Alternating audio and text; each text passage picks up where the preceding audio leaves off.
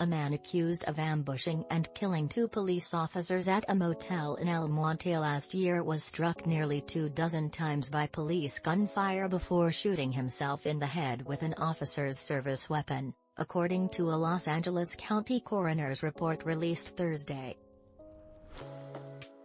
On June 14, Officer Joseph Santana, 31, and Corporal Michael Paredes, 42, were called to the Siesta Inn to check on the welfare of a woman who possibly had been stabbed, Los Angeles Sheriff's Sergeant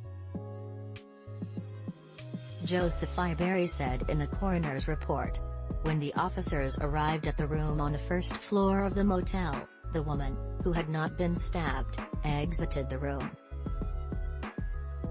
As the officers entered and approached the suspect, 35-year-old Justin Flores of Whittier, began walking towards the bathroom with his left arm up with a piece of clothing covering it and his right hand behind his back, Iberri said.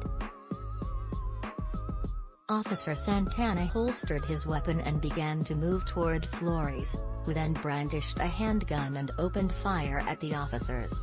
Paredes was struck first in the head and collapsed to the floor, the coroner's report said. A struggle ensued between Santana and Flores.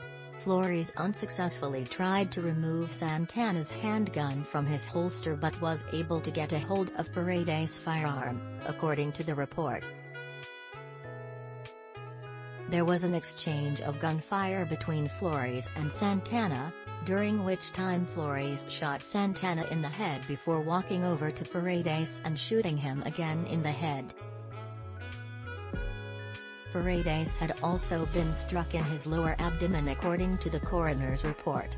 Flores then exited the motel room and began walking westbound on the sidewalk of Garvey Avenue, Iberri said. Multiple officers responded, shooting the suspect around 20 times before he collapsed onto the ground. He returned fire at police before turning Paredes' service gun on himself. Before turning the gun on himself, Flores had been struck by police gunfire in his head, arms, legs, back and several other bullet-grazing wounds on his body, according to the coroner's report.